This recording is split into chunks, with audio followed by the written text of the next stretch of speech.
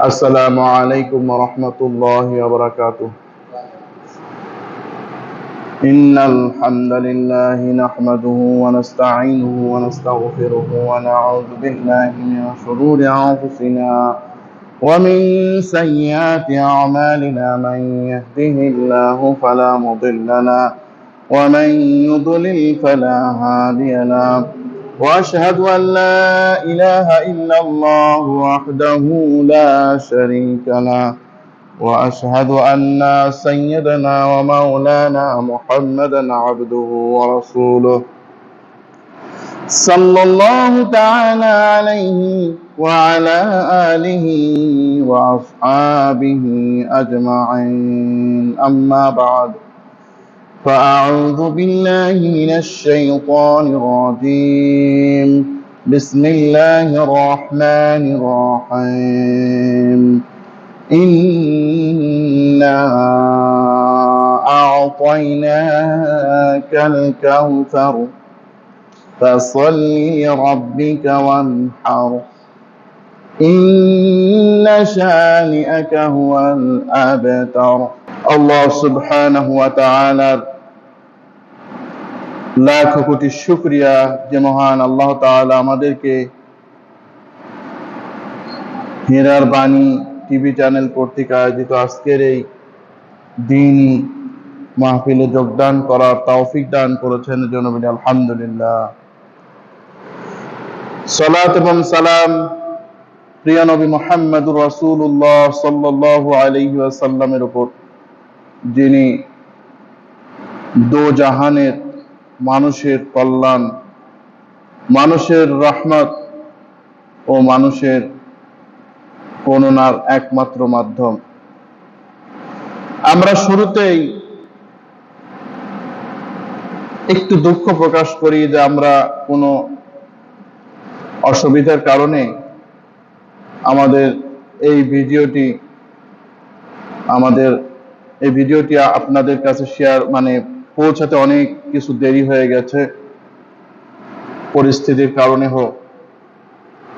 আল্লাহ রাব্বুল আলামিন যেন আমাদের সকল বিপদ মুসিবতকে দূর করেন।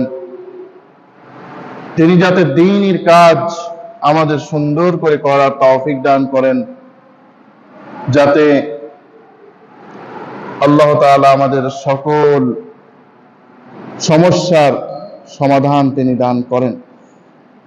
আমরা কোরআন কারীমের আলোচনা করছিলাম। বিগত আলোচনাগুলিতে আমরা সূরা ফাতিহা, সূরা ফিল, সূরা কুরাইশ, সূরা মাউন আমরা আলোচনা করেছিলাম। এই আলোচনাগুলি আপনারা যারা এখনো পর্যন্ত শুনতে পারেননি, তারা আমাদের এই চ্যানেলে ঢোকার পরে শুনবেন। এই চ্যানেলটি সাবস্ক্রাইব করবেন, কমেন্টের মাধ্যমে আপনার মতামত জানাবেন, আর শেয়ার করে এই ভিডিওটি ছড়িয়ে দিবেন, যাতে কোরআন কারীমের এই গুরুত্বপূর্ণ এই ভিডিওটি মানুষের কাছে পৌঁছায়। নেক কাজের সাথে থাকবেন সব সময়। আল্লাহ তাআলা আমাদের সবাইকে নেক কাজে অংশগ্রহণ করার তৌফিক দান করুন।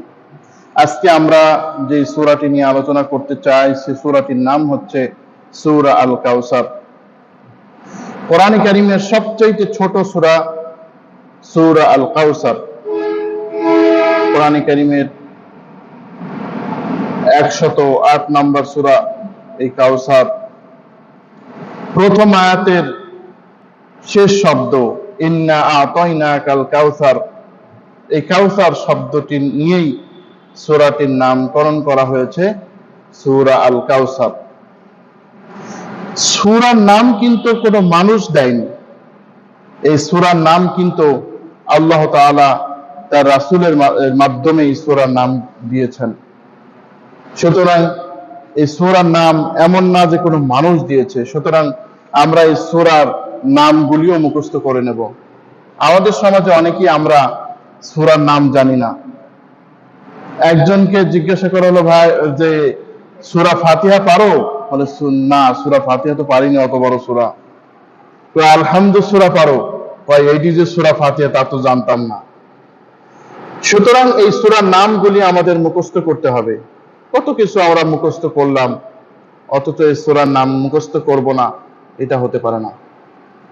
সূরা আল কাউসার অধিকাংশ উলামায়ে কেরামের মতে, তাফসীর কারকদের মতে মাক্কি সূরা, কিন্তু কিছু কিছু উলামায়ে কেরাম বলেছেন সূরাটি মাদানী। তবে অধিকাংশ যেহেতু মাক্কি বলেছেন, আমরা এই সূরাটিকে মাক্কি সূরাই মনে করব।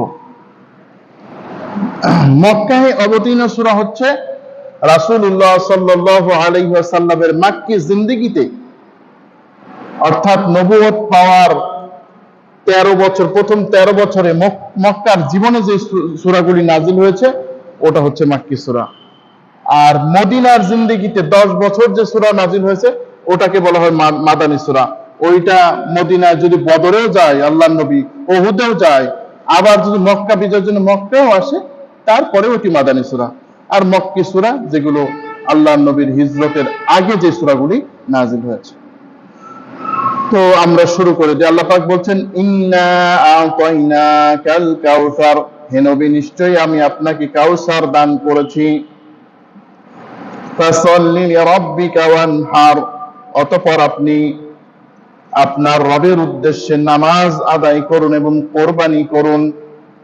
ইন্না শানিআকা হুয়াল আবতার, নিশ্চয়ই আপনার শত্রুরাই লেজ কাটা, নির্বংশ, আপনার শত্রুদের কল্যাণ বলতে কিছু থাকবে না। এই সূরাটি সম্পর্কে মুসলিম শরীফের একটি হাদিসে বর্ণনা রয়েছে। হযরত আনাস ইবনে মালিক রাদিয়াল্লাহু আনহু থেকে বর্ণিত, তিনি বলেন যে আমরা একদিন রাসূলুল্লাহ সাল্লাল্লাহু আলাইহি ওয়াসাল্লামের নিকট অবস্থান করছিলাম। এমন অবস্থায় তিনি একটু তন্দ্রার মতো, বেহুশের মতো তার এসে গেল। আর বেহুশের মতো আসা মানেই হচ্ছে যে এখন ওই আসবে, সাহাবায়ে কেরাম জানতেন। শুধু এটাই না, অন্যান্য অবস্থায় যখন আল্লাহ নবীর উপরে কোনো ওহী এসছে তখন কিন্তু তিনি একটু খানিক বেহুশের মতো হয়ে গেছেন। কারণ কি? এই ওহীটা তো মস্ত বড় জিনিস। আল্লাহ পাক সূরা মুজাম্মিলের 4 নম্বর আয়াতে কি বলছেন? ইন্না সানুলকি আলাইকা কাওলান সাকিলা, নিশ্চয়ই আপনাকে হে নবী বড় ধরনের গুরুগম্ভীর বাণী নাজিল করে দেব। সুতরাং এর আলাদা একটা অ্যাকশন আছে। একবার রাসূলুল্লাহ সাল্লাল্লাহু আলাইহি ওয়াসাল্লামের উপরে সূরা মাইদা নাজিল হচ্ছিল। তিনি একটি উটে বসা ছিলেন, উটটি আর চলতে পারছিল না। তখন আল্লাহর নবী উট থেকে নেমে গেলেন, বোঝা গেল যে উটের সামর্থ্য নাই। সুতরাং এই ওহী অনেক গুরুত্বপূর্ণ ওহী। আমরা কি করলাম উম্মতে মুসলমান হিসেবে? আমরা তো কোরআনের কোনো ধারে ধারলাম না। অনেকে কোরআন পড়াও জানি না, অনেকে কোরআনের অর্থও জানি না। আমরা কোরআন আল্লাহ কেন নাজিল করেছেন তা তো জানলাম না। এজন্য চেষ্টা করতে হবে, আপনারা একটু চেষ্টা করুন। তো বেহুশ হয়ে যাওয়ার পরে আল্লাহ নবী এবার একটু স্বাভাবিক হলেন। তিনি রাফা রাসাহু, তিনি তার মাথাকে উঁচু করলেন এবং একটু মৃদু হাসলেন, মুস্কি হাসলেন। আল্লাহ নবী সবসময় মুস্কি হাসি দিতেন। আমরা যেভাবে একেবারে দাঁত যতগুলো আছে 32টা বের করে হাসি, আল্লাহ নবী এভাবে হাসতেন না। আল্লাহ নবী মুস্কি হাসতেন। তিনি একটু মুস্কি হাসি দিলেন। তখন সাহাবায়ে কেরাম বলেন, কুলনা মা আবহাকা ইয়া রাসূলুল্লাহ, আপনি কেন হাসছেন? আপনি হাসছেন কেন হে আল্লাহর নবী? না জানি কোনো সুসংবাদ আছে। তখন তিনি বলেন, লাকাদ উনজিলা আলাইহি সূরাতুন আনিফান, আমার নিকট একটি সূরা নাজিল হলো। এরপরে ফাকারা বিসমিল্লাহির রহমানির রহিম, এরপরে আল্লাহর নবী বিসমিল্লাহ পড়লেন। এরপরে তিনি কাউসারের প্রথম থেকে শেষ পর্যন্ত তিনি এই সূরাটি পড়লেন। এই সূরাটি পরে আল্লাহর নবী বললেন, আতাদরুনা মাল কাউসার, হে আমার উম্মতেরা তোমরা কি জানো কাউসার কি জিনিস? ইন্না আতাইনাকাল কাউসার, এই আয়াতটি নিয়ে আমরা আলোচনা করছি যে নিশ্চয়ই আমি আপনাকে কাউসার দান করেছি। আল্লাহর নবী জিজ্ঞাসা করলেন, তোমাদের জানা আছে কাউসার কি জিনিস? সাহাবায়ে কেরাম কিভাবে জানবেন? আল্লাহ নবী এ ধরনের প্রশ্ন করেছেন অনেকবারই, আল্লাহও কিন্তু এই ধরনের প্রশ্ন করেছেন। যেমন ধরেন, আল হাক্কাতু মাল হাক্কা ওয়া মা আদরাকা মাল হাক্কা কাযযাবাত সামুদ ওয়া আদুম বিল কারিয়া। আল হাক্কা, ওই সত্যিকারের কিয়ামত বিষয়টি কি? সেই সত্যিকারের কিয়ামত বিষয়টি আপনি কি জানেন? আল্লাহ নবী জানবেন কোত্থেকে? আল্লাহর এই কথা আমরা কিভাবে জানবো? প্রশ্ন করার উদ্দেশ্য হলো যাতে মানুষ এ সম্পর্কে একটু চিন্তা ভাবনা করে যে আল্লাহ কি বলতে চাচ্ছেন। আল্লাহ নবী তার ধারাবাহিকতার অংশ হিসেবেই বললেন, তোমরা জানো কাউসার কি? তিনি কুলনা আল্লাহু ওয়া রাসূলুহু আ'লাম। তিনি বললেন সাহাবায়ে কেরাম যে আমরা বললাম আল্লাহ ও রাসূলই ভালো জানেন, আমরা কি করে জানবো? আমরা তো আল্লাহর সাথে আমাদের সম্পর্ক আছে, কিন্তু আমরা তো ওই ধরনের জ্ঞানের আমাদের যোগ্যতা নেই, কারণ আমরা তো কেউ নবী না। আল্লাহ নবী তো নবী, আল্লাহ নবী তো ওহী নাজিল হয় তার উপরে, তিনি আল্লাহর সাথে কথা বলতে পারেন। তো আল্লাহ তার রাসূলই ভালো জানেন। তিনি বলেন এটি হবে একটা নদী, এই নদী কাউসার, একটা নদী নাম। এখানে অনেক মানুষ এখানে পানি খেতে আসবে।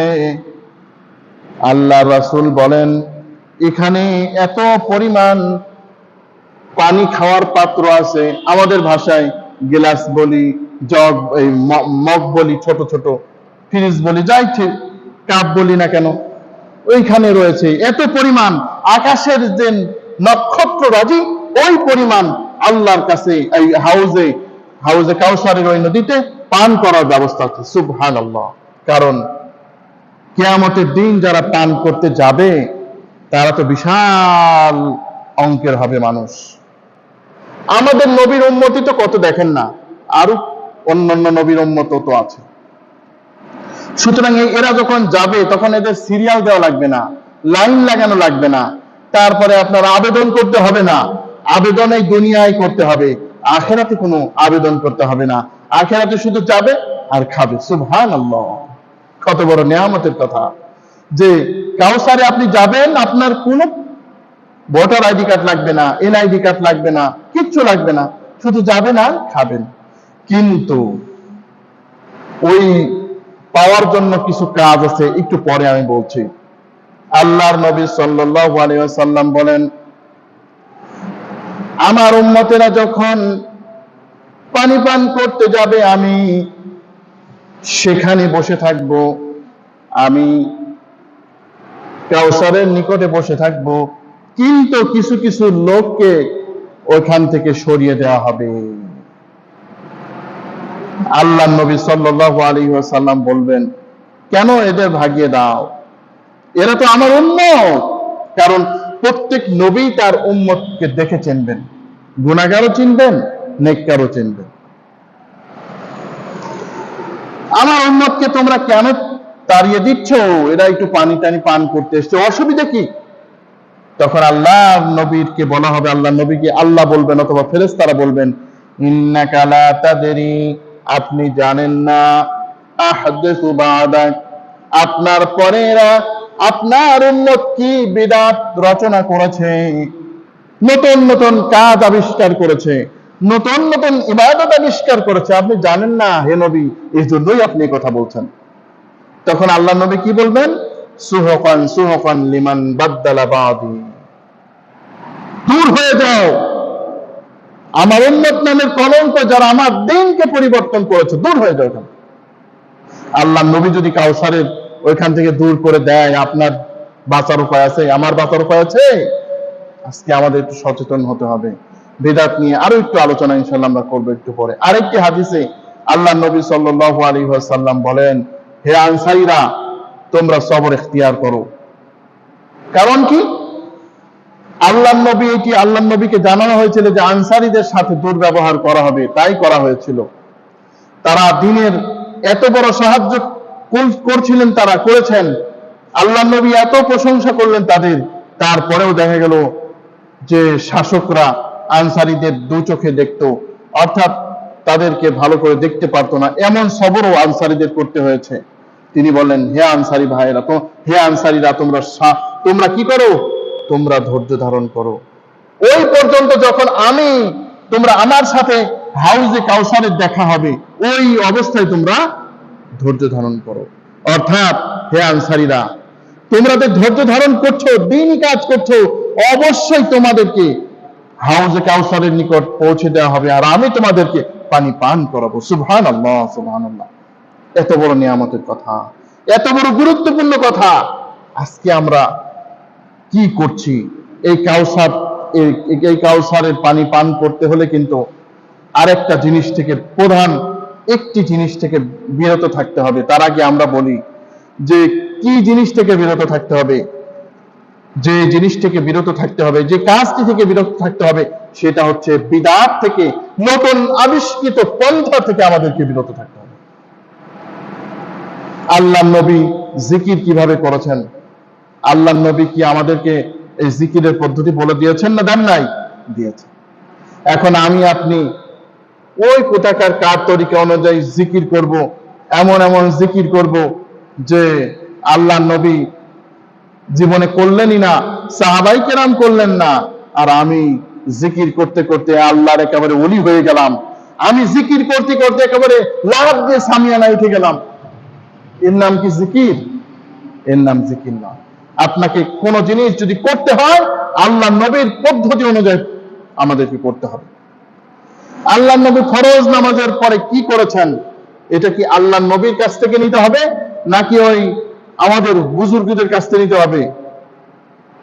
আল্লাহ নবী সাল্লাল্লাহু আলাইহি ওয়াসাল্লাম সকাল সন্ধ্যায় কি জিকির করেছেন, এটা কি আল্লাহ নবীর থেকে নিতে হবে না মানুষের কাছ থেকে নিতে হবে? আল্লাহ নবীর কাছ থেকে নিতে হবে। সুতরাং আজকে আমরা অনেকে অনেক ইবাদত করি, একটু প্রশ্ন করে দেখতে পারি, এই ইবাদত কি আমাদের কবুল হচ্ছে? এই ইবাদত কি বিদআত মুক্ত হচ্ছে? আল্লাহ নবী কি বলেছেন? ফাইন্না খায়রাল হাদিস কিতাবুল্লাহ। জেনে রাখো, উত্তম কথা হচ্ছে আল্লাহর কিতাব। উত্তম কথা হচ্ছে আল্লাহর কিতাব। সুতরাং এই আল্লাহর কিতাব অনুযায়ী আমাদেরকে চলতে হবে। ও আহসানুল হাদি হাদি মুহাম্মাদিন সাল্লাল্লাহু আলাইহি ওয়াসাল্লাম। উত্তম কথা, ভালো পথ হচ্ছে মুহাম্মদ সাল্লাল্লাহু আলাইহি ওয়াসাল্লাম। আল্লাহ নবীর পথ সবচাইতে উত্তম। আর কারো পথ মানা যাবে না, আর কারো পদ্ধতিতে জিকির করা যাবে না, আর কারো পদ্ধতিতে দুরূদ পড়া যাবে না। আল্লাহ নবীর পদ্ধতিতে পড়তে হবে। ওয়া কুল্লু মুহদাসাতিন বিদআ।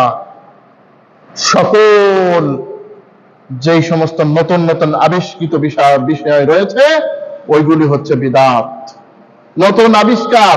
ওয়া কুল্লু বিদআতিন দালালা। আর প্রত্যেক বিদআত হচ্ছে গুমরাহি। আমাদের সমাজে আমরা অনেকেই বিদআতকে ভাগ করি, বিদআতে হাসানা আর বিদআতে সাইয়্যা। যে যে বিদআত করে বলে আমি যে বিদআত করি ওইটা ভালো বিদআত, আর ওরা যা বিদআত করে ওইটা খারাপ বিদআত। আল্লাহ পাক কি বলছেন? কুল্লু বিদআতিন দালালা। আল্লাহ নবী বলছেন, আল্লাহ পাক বলছেন না, আল্লাহ নবী বলছেন কুল্লু বিদআতিন দালালা। প্রত্যেক বিদআতই হচ্ছে গুমরাহি। ও কুল্লু দালালাতিন ফিন্নার। আর প্রত্যেক গুমরাহি হচ্ছে জাহান্নামের রাস্তা। সুতরাং এই কাউসার পেতে হলে কিন্তু বিদআত থেকে দূর থাকতে হবে। বিদআত করবেন, নতুন নতুন আবিষ্কার করবেন, যা আল্লাহ নবী শিখান নাই আপনাকে আমাকে, আর আমি মনে করি আমি কাউসারের পানি পাবো, কখনো না। আল্লাহ নবী বলছেন ওয়াইন ইয়াশমিনকুম ফাসায়ারা ইখতিলাফান কাসীরা। তোমরা আমার পরে অনেক ইখতিলাফ দেখতে পাবে, অনেক মতবিরোধ দেখতে পারবে। সুতরাং সাবধানে থাকতে হবে। ফাইন্না কুল্লা মুহদাসাতিন বিদআ। প্রত্যেক বিদআতই হচ্ছে, প্রত্যেক নতুন কাজ হচ্ছে বিদআত। ওয়া কুল্লু বিদআতিন দালালা। প্রত্যেক বিদআতই হচ্ছে গুমরাহি। ওয়া কুল্লু দালালাতিন ফিন্নার। আর প্রত্যেক গুমরাহির পরিণাম হচ্ছে জাহান্নাম। বিদআত করবেন আর জাহান্নামে চলে যাবেন। সুতরাং এমন যেন না হয় যে আমরা আমলও করলাম আবার বিদআতও করলাম, এমন যেন না হয়। নাহরুল কাউসার সম্পর্কে আল্লাহ নবী বলেন, আমি মেরাজে দেখলাম জান্নাতের ওই নাহরটা, যা নাকি যার তীরটা হচ্ছে সোনার তৈরি, তীর হচ্ছে সোনার তৈরি। আল্লাহু আকবার, কত সুন্দর কথা। আজকে এক ভরি সোনা কিনতে আমাদের জীবন শেষ হয়ে যায়, আর ওই তীরটাই থাকবে সোনার তৈরি। এই জন্যই তো আল্লাহ পাক বলছেন, ওয়াফি যালিকা ফালইয়াতানাফাসিল মুতানাফিসুন, তোমাদের মধ্যে যারা প্রতিযোগী তাদের প্রতিযোগিতা করা উচিত ওই জান্নাত পাওয়ার জন্য। আর ওই নদীর পানি ওখানে রয়েছে মিশক আম্বরের মতো, মিশক আম্বরের মতো সুঘ্রাণ রয়েছে ওখানে। কত বড় নিয়ামতের কথা। এই কাউসার আল্লাহ পাক যেন আমাদের সবাইকে পাওয়ার তৌফিক দান করুন, আমিন। কাউসার শব্দটির আরো অর্থ এসছে। এক নম্বরে অর্থ এসছে যে আল্লাহ নবী সাল্লাল্লাহু আলাইহি ওয়াসাল্লামকে শাফাআত করার আল্লাহ অনুমতি দিবেন। কাউকে কিয়ামতের দিন শাফাআত করার অনুমতি আল্লাহ পাক দিবেন না। দেবেন কাকে? আপনার আমার নবী মুহাম্মদুর রাসূলুল্লাহ সাল্লাল্লাহু আলাইহি ওয়াসাল্লামকে। ওই সময় যদি বিদআত করেন তাহলে কিন্তু শাফাআত পাওয়া যাবে না। আল্লাহ পাক রব্বুল আলামিন বলছেন, মা যাল্লাযী ইয়াশফাউ ইনদাহু ইল্লা বিইذনিহি, আল্লাহ ছাড়া কার ক্ষমতা আছে, কোন পীরের কোন কি ক্ষমতা আছে, কোন মুর্শিদের কোন ক্ষমতা আছে যে শাফাআত করবে, সুপারিশ করবে। সুতরাং আল্লাহ পাক তার নবীকে সুপারিশের অনুমতি দিবেন। দ্বিতীয় কথা হচ্ছে যে আল্লাহ পাক তার নবীকে অনেক বেশি উম্মত দান করবেন। কারণ কি? এই যে 1400 বছর থেকে কিয়ামতের আগ পর্যন্ত কত নবীর উম্মতের সংখ্যা বাড়বে।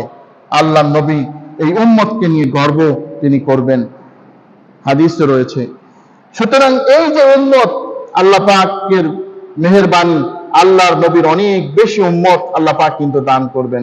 আমরা সংক্ষিপ্ত ভাবেই করছি। তৃতীয়তে আল্লাহ পাক রব্বুল আলামিন আল্লাহর নবীকে দুনিয়ায়ও কিছু সম্পদ দান করবেন। আল্লাহ নবীর উম্মতকে দুনিয়ায়ও কিছু সম্পদ তিনি দান করবেন। হযরত আদী ইবনে হাতিম রাদিয়াল্লাহু তাআলা আনহু তিনি বলেন, আল্লাহ নবীকে বলছে, আল্লাহ নবী তাকে বললেন, আতাদরুনাল হিরা, তুমি কি হিরা সম্পর্কে জানো? হযরত আদী বলেন, আমি তো জানি না, আমি শুনেছি। বলছেন, ওই পারস্য যে হীরা শহর আছে ওর সব সম্পদ আল্লাহর নবী বলেন আমার উম্মতের অংশ হয়ে যাবে। আজকেও কিন্তু মুসলমানদের সম্পদ এত খারাপ নয়। আজকে মুসলমানদের সম্পদ আছে, কিন্তু দেখেন আমরা এই ছোট্ট এলাকায় যারা বাস করি হয়তোবা আমরাও কিন্তু গরিব না, আবার আমাদের এমন না যে আমরা সবাই না খেয়ে থাকি। কিন্তু যে জিনিসটির অভাব সেই জিনিসটা হচ্ছে ইমানের। অর্থাৎ আল্লাহ নবীকে যে আল্লাহ পাক তিনি প্রতিশ্রুতি দিয়েছিলেন যে অনেক তোমার সম্পদ, তোমার উম্মতকে সম্পদ দান করব, তিনি দিয়েছেন। আল্লাহ নবী বলেন, তোমরা দরিদ্র হয়ে যাবে এই ভয় আমি করছি না, বরং সম্পদের আধিক্য তোমাদেরকে কুফরিতে পরিণত করে কিনা এই আশঙ্কা আমি করছি। সুতরাং এটা আমাদের মনে রাখতে হবে যে সম্পদ থাকলেই মানুষ সফল হয় না। আজকে অনেকের সম্পদ আছে কিন্তু ঘুম হয় না। যাই হোক, এরপরে আল্লাহ নবীকে আরো কিছু তিনি সুবিধা দিবেন। আল্লাহ এই কাউসারের অর্থ অনেকে এই অর্থ করেছেন। আল্লাহ নবী বলেন, মালিক ইবনে আসজাই রাদিয়াল্লাহু তাআলা আনহু থেকে বর্ণিত, তিনি বলেন, তাবুকের যুদ্ধের সময় আমি আল্লাহর নবীর কাছে গেলাম। এরপরে আল্লাহর নবী আমাকে বললেন, ভিতরে ঢুকো। সাহাবায়ে কেরাম, আল্লাহর নবীর সাহাবী একটু যোগ করলেন, বললেন, ইয়া রাসূলুল্লাহ, আমি কি পুরোটাই ঢুকবো নাকি আমি শরীরের কোনো অংশ ঢুকাবো? এতে বোঝা গেল যে আল্লাহর নবী কিছু যোগ, তারপরে কিছু হাসি ঠাট্টাও করতেন মার্জিত ভাবে। কিন্তু আমাদের দেশে অনেকেই আছে দেখি, হ্যাঁ, যে মন একেবারে, মুখ একেবারে কালো করে বসে থাকেন। এটা কিন্তু আল্লাহর নবীর সুন্নাহ না। আবার অনেকে হাসি ঠাট্টা করতে করতে এমন একটা পর্যায়ে চলে যান যে মারামারি হওয়ার উপক্রম। এটাও কিন্তু গ্রহণযোগ্য নয়। ব্যালেন্স রক্ষা করতে হবে। তো আল্লাহর নবী বললেন, তুমি ভিতরে আসো। তো ভিতরে আসার পরে আল্লাহ নবী বললেন, শোনো, কিয়ামতের দিন আল্লাহ নবী সাল্লাল্লাহু আলাইহি ওয়াসাল্লাম বলছেন যে আমার জন্য গোটা এই জমিনটাকে মসজিদে পরিণত করে দেওয়া হয়েছে। সুবহানাল্লাহ। জুইলাল আরদি মসজিদান ওয়া তুহুরান। গোটা জমিনে আমার উম্মত নামাজ পড়তে পারবে। আজকে দেখেন, যদি কেউ কৃষি কাজ করতে যায়, তাহলে তার মসজিদে যদি নাও আসতে পারে, ওই মাঠেই কিন্তু সে নামাজ পড়তে পারে, পবিত্র আছে, এমনকি তায়াম্মুম করে সে নামাজ পড়তে পারে। এরকম কিন্তু আর কোথাও নাই। এটাও কাউসারের অর্থ বলেছেন। এরপরে আল্লাহ নবী বলছেন যে আমাকে দেখে শত্রু, আমার আগমনের কথা শুনলে 1 মাস দূর থেকে শত্রুরা ভয় পাবে। অর্থাৎ এই নবীর উম্মতের এমন প্রভাব হবে যে এই নবীর উম্মতের কথা শুনলে 1 মাস শত্রুরা তার থেকে ভয়ে কাঁপতে থাকবে। আজকেও তো মুসলমানদের কি আর আছে এমন, তারপরে মুসলমান অমুক কিছু করলো, মুসলমানরা জঙ্গি হলো, হ্যান হলো, ত্যান হলো, কত কিছু মুসলমানদের দিকে ভয় আছে না? আছে। যদিও মুসলমানরা কিন্তু আর সেই আগেকার মুসলমানে নাই, আমলে অনেক দুর্বল। এরপরে আল্লাহ নবী বলছেন প্রত্যেকটা নবীকে আল্লাহ রাব্বুল আলামিন তার নিজ কওমের নিকট পাঠিয়েছেন, আমাকে আল্লাহ পাক সব জাতির উদ্দেশ্যে পাঠিয়েছেন। কুল ইয়া আইয়ুহান নাস ইন্নী রাসূলুল্লাহি ইলাইকুম জামিআ, হে নবী আপনি বলুন, হে পৃথিবীর মানুষ, আমি তোমাদের সবার জন্য রাসূল হিসেবে প্রেরিত হয়েছি, সুতরাং রাসূল হিসেবে আপনাকে প্রেরণ করেছি। সূরা আরাফের 158 নম্বর আয়াত। এরপরে আল্লাহ নবী সাল্লাল্লাহু আলাইহি ওয়াসাল্লাম বলেছেন যে এই 3টি দাবি তো আল্লাহ পাক পূরণ করলেন। তো এইভাবে করে আল্লাহ নবীকে আল্লাহ পাক অনেক বারাকা দান করেছেন, আল্লাহ নবীকে আল্লাহ রাব্বুল আলামিন অনেক নিয়ামত দান করেছেন। সুতরাং এই কাউসারের অর্থ করলাম। এখন এই কাউসার পাওয়ার জন্য আরো একটি কাজ করতে হবে। ইন্না আ'তাইনাকাল কাউসার ফাসাল্লি লিরাব্বিকা ওয়ানহার, অতঃপর আপনি আপনার রবের উদ্দেশ্যে নামাজ আদায় করুন এবং কোরবানি করুন। নামাজ আদায় করা এটি একটি গুরুত্বপূর্ণ ফরজ ঈমানদারদের জন্য। আমরা নামাজের আলোচনা অনেক করেছি, আমরা এই নামাজের আলোচনা আমরা করেছি। সুতরাং এই নামাজের গুরুত্ব অনেক বেশি। এজন্য আরো একটা হাদিস আপনাদের সামনে পেশ করি। আল্লাহ নবী বলছেন মান তারাকা সালাতান মুতাআম্মিদান ফাকাদ কাফারা, যেই ব্যক্তি ইচ্ছা করে নামাজকে পরিত্যাগ করলো সে কুফরি করলো। আজকে আমরা কোনো কারণ না ইচ্ছা করে যারা নামাজ হয়তো বা পড়ি টুকটাক, ঘুম অনেক বেশি চেপেছে। সুতরাং এই ঘুমের মধ্যে নামাজ পড়া যায় নাকি? আবার কি করতে হবে তাহলে? ও পরেই পড়ি,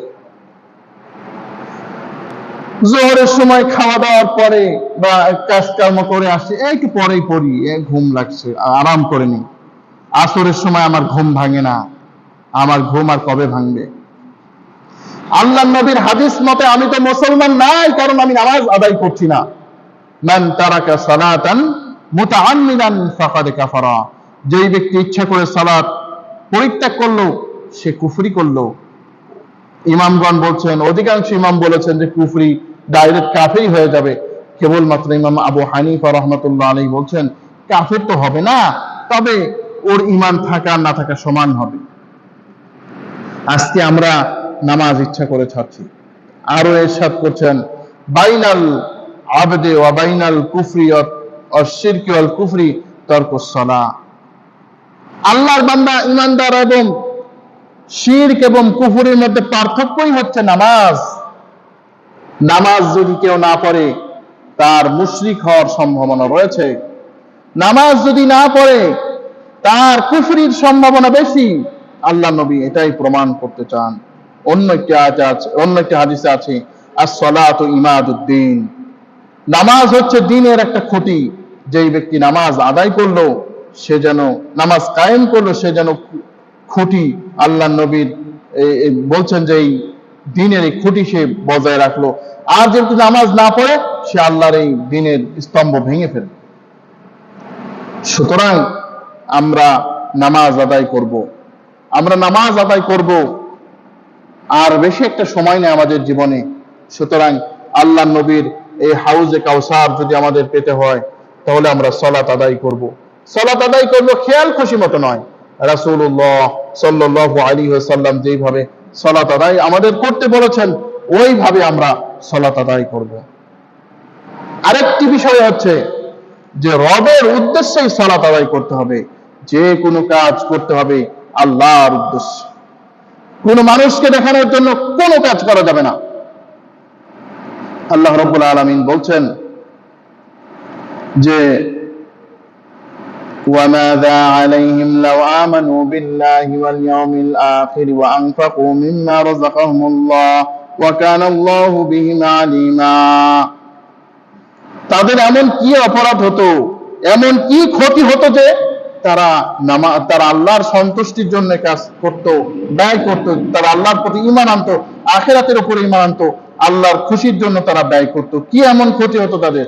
তাদের তো খুব ভালোই হতো, অথচ তারা এই কাজ করতে পারলো না। সূরা নিসা আয়াত নম্বর 40। সুতরাং আল্লাহর জন্য এই কাজ করতে হবে কিন্তু আমাদের। আল্লাহ রাব্বুল আলামিন অন্য আয়াতে বলেন, قل إن صلاتي ونسكي ومحياي ومماتي لله رب العالمين। সূরা আল আনআম আয়াত নম্বর 162।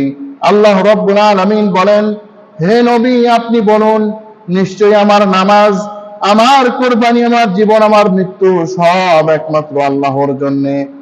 আল্লাহ পাক বলছেন, হে নবী আপনি বলুন, আমার নামাজ, আমার সালাত একমাত্র আল্লাহর জন্য। আমি কোনো মানুষের দেখানোর জন্য নামাজ আদায় করি না। আজকে আমরা মানুষের দেখানোর জন্য অনেকেই করি নামাজ আদায়। কেমন যে নামাজ আদায় করছে, অমুক ব্যক্তি চলে এসছে সমাজের, হয়তো বা একটু ভালো, একটু হুজুর টাইপের, আর আমি কি করলাম, নামাজের রুকু সিজদা সব বাড়িয়ে দিলাম, ওই হুজুরটা দেখছি আমার খুব ভালো বলি। তাহলে কি কাজে লাগলো নাকি? কোনো কাজে লাগলো না। সুতরাং এই নামাজ, যে কোনো ইবাদত একমাত্র আল্লাহ তাআলার সন্তুষ্টির জন্যই করতে হবে আমাদের। এই কথা যদি আমরা মনে না রাখি, তাহলে আমাদের চাইতে হতভাগ্য আর কেউ হবে না। ফাসাল্লি লিরাব্বিকা ওয়ানহার, হে নবী আপনি কোরবানি করুন, নামাজ আদায় করুন এবং কোরবানি করুন। এই কোরবানি বলতে কি বোঝায়? এই কোরবানি বলতে দুইটি অর্থ উলামায়ে কেরাম বলেছেন। তারা বলেন যে এই কোরবানি বলতে আমরা যে কোরবানি করি জিলহজ মাসের 10 তারিখে, এই কোরবানিকে বোঝানো হয়েছে। অনেকেই মনে করেন না, এই কোরবানি মানে সমস্ত কোরবানি বোঝানো হয়েছে। আসলে সবই কিন্তু এর শামিল। এই কোরবানিও শামিল, আবার জানমালের কোরবানিও শামিল। কেমন করে? এই কোরবানি যদি আপনি কোরবানিটা করলেন, মনে করেন 2 কোটি টাকার গরু আপনি কিনলেন, উদাহরণ হিসেবে বলি, কিন্তু আবার বলবেন না 2 কোটি টাকার গরু কোথায় আছে। মনে করেন 2 কোটি টাকার দিয়ে আপনি কয়েকটা গরু কিনলেন কোরবানি করার উদ্দেশ্যে। আপনার এই চেতনা থাকলো, এই কোরবানি করছি, মানুষ আমার ফলোয়ার হবে, মানুষ আমার অনেক বেশি সুনাম করবে, এই জন্য এই কোরবানি আমি করছি। তাহলে আপনার এই কোরবানির কোনো দাম আছে? কোনো দাম নাই। আর কেউ ধরেন সবচেয়ে কুমা একটা ছাগল কিনলো এই জামানার ভিতরে, সে নিয়ত রাখলো যে কোরবানি আমি আল্লাহর সন্তুষ্টি অর্জনের জন্য দিচ্ছি, তারটা কবুল হবে না? হবে। একেবারে ওই পশুর যতগুলি লোম আছে, ওই লোম পর্যন্ত আল্লাহ পাক নেকি দিয়ে দেবেন, সুবহানাল্লাহ। এই ছাগল গরুর লোম কেউ কি গুনতে পারে? কেউ গুনতে পারে না। আল্লাহ রাব্বুল আলামিন তাদেরকে সওয়াব দান করবেন। সুতরাং এই কোরবানিও যেমন শামিল, সবচেয়ে বড় কথা হলো দ্বীনের জন্য কোরবানি। সাহাবায়ে কেরাম এই দ্বীনের জন্য কোরবানি করেছেন। কেমন কোরবানি? বেলালকে দুপুরে রোদের মধ্যে শুইয়ে দেওয়া হয়েছে, দুষ্ট ছেলেদেরকে বলা হয়েছে যে কে বেশি করে নির্যাতন করতে থাকো। বেলাল শুধুমাত্র একটা আঙ্গুল আকাশের দিকে উঠিয়ে বলেছে আহাদ আহাদ, আর কিছু বলেনি বেলাল। বেলালের কি অপরাধ? বেলাল কি কোনো মানুষকে খুন করেছিল? বেলাল কি কারো 2 টাকা মেরে খেয়েছিল? কিচ্ছু তো করে নাই। বেলালের অপরাধ, তিনি শাহাদাতু আল্লা ইলাহা ইল্লাল্লাহ ওয়া আন্না মুহাম্মাদুর রাসূলুল্লাহ গ্রহণ করেছেন, এটাই হচ্ছে তার অপরাধ। হযরতে খাব্বাব কত বড় ত্যাগ তিনি করলেন দ্বীনের পথে, দ্বীনের পক্ষে। তাকে শুইয়ে দেওয়া হয়েছে মাটিতে, মাটি না, পাথরের জমিনে, রৌদ্রের মধ্যে, আগুনের মধ্যে শুইয়ে দেওয়া হয়েছে। তার চর্বি, তারপরে তার যে রক্ত এগুলো পড়ে পড়ে ওই আগুন নিভে যেত, তারপরে তাকে ছাড়ত। এমন ত্যাগ করেছেন সাহাবায়ে কেরাম। সুহাইব আর রুমি রাদিয়াল্লাহু আনহু সারা জীবন তিনি ব্যবসা বাণিজ্য করে কিছু টাকা পয়সা কামিয়েছেন। ব্যবসা বাণিজ্য করে কিছু টাকা পয়সা কামানোর পরে এবার তিনি যাবেন, হিজরত করবেন। কাফিররা বললেন, ও সুহাইব, তুমি আমাদের কাছে যখন এসেছিলে তখন ফকির ছিলে, এখন কেন তুমি এই সম্পদ নিয়ে যাবে? তুমি এই সম্পদ নিয়ে যেতে পারবে না। বলে, কি করতে হবে? সব দিয়ে যেতে হবে, সব আল্লাহর নবীর জন্য, ইসলামের জন্য এই কাফিরদের কাছে সব সম্পদ দিয়ে দিয়েছে। যখন তিনি মদিনায় প্রবেশ করলেন তখন আল্লাহর নবী বললেন, ইয়া আবা ইয়াহইয়া রাবিহাল বাই, হে আবু ইয়াহইয়া, তুমি তো সফল বিজনেস করলে, সফল ব্যবসায়ী তুমি হয়ে গেলে। আল্লাহ পাক রব্বুল আলামিন এইবার থাকতে পারলেন না, তিনি তার প্রশংসা করে একটি আয়াত নাযিল করে দিলেন, ওয়া মিনান নাসি মান ইয়াশরি নাফসাহু ইবতিগা মারদাতিল্লাহ ওয়াল্লাহু রাউফুম বিল ইবাদ। সূরা আল-বাকারা 207 নম্বর আয়াত। মানুষের মধ্যে এমন মানুষ রয়েছে যারা আল্লাহর জন্য সব কিছুকে বিক্রি করে দেয়, আল্লাহ সন্তুষ্টিকে কিনে নেয়। আল্লাহ পাক বলছেন এই বান্দাদের উপরে তিনি বড় স্নেহশীল, বড় ভালোবাসেন এই বান্দাদের। সুতরাং আমাদেরকে কোরবানি করতে হবে। আল্লাহ পাক কি বলছেন? ইন্নাল্লাহা আশতারা মিনাল মুমিনিনা আনফুসাহুম ওয়া আমওয়ালাহুম বিআন্না লাহুমুল জান্নাহ। নিশ্চয়ই আল্লাহ তাআলা মুমিনদের কাছ থেকে তাদের জান ও মাল জান্নাতের বিনিময়ে খরিদ করে নিয়েছেন। সূরা তাওবার 111 নম্বর আয়াত। সুতরাং কোরবানি করতে হবে আল্লাহর উদ্দেশ্যে। ইন্না শানিআকা হুয়াল আবতার, নিঃসন্দেহে আপনার যারা শত্রু এরাই হচ্ছে লেজকাটা, এরাই হচ্ছে নির্বংশ, এরাই হচ্ছে যাদের কোনো কল্যাণ থাকবে না। এই আয়াতের শানি নাজুল কি? এই সূরার শানি নাজুল হচ্ছে আল্লাহ নবী সাল্লাল্লাহু আলাইহি ওয়াসাল্লামের শেষ সন্তানটি যখন মারা গেল, পুত্র সন্তান,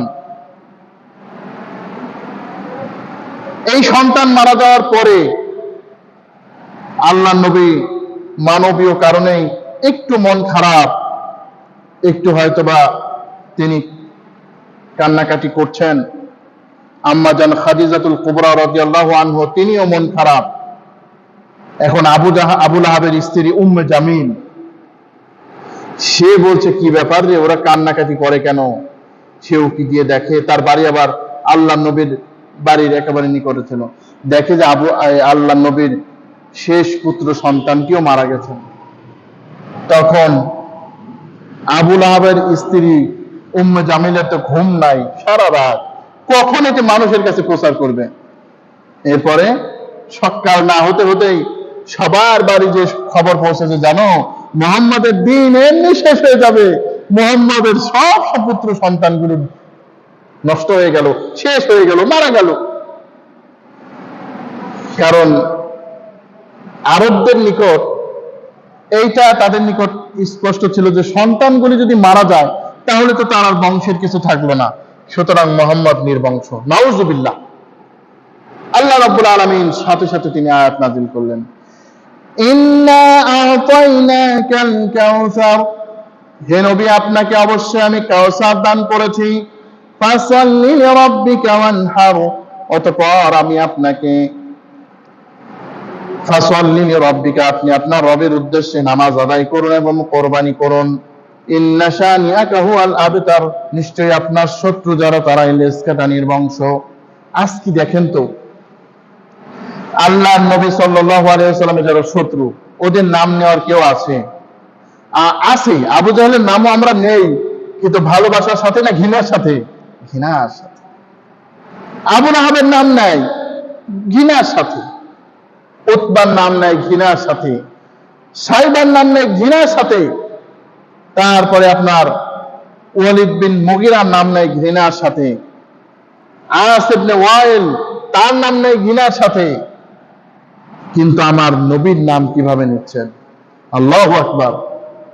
প্রত্যেকটা নামাজেই বলছেন, এই যে আমরা যখন আমাদের প্রোগ্রামটা শুরু করলাম তার আগেই বললাম আল্লাহুম্মা সাল্লি আলা মুহাম্মাদ, হে আল্লাহ আপনি মুহাম্মদ সাল্লাল্লাহু আলাইহি ওয়াসাল্লামের উপরে রহমত বর্ষণ করুন, তার পরিবারের সদস্যদের উপরেও করুন, যেমন করে আপনি ইব্রাহিম ও তার পরিবারের সদস্যদের উপরে রহমত বর্ষণ করেছিলেন।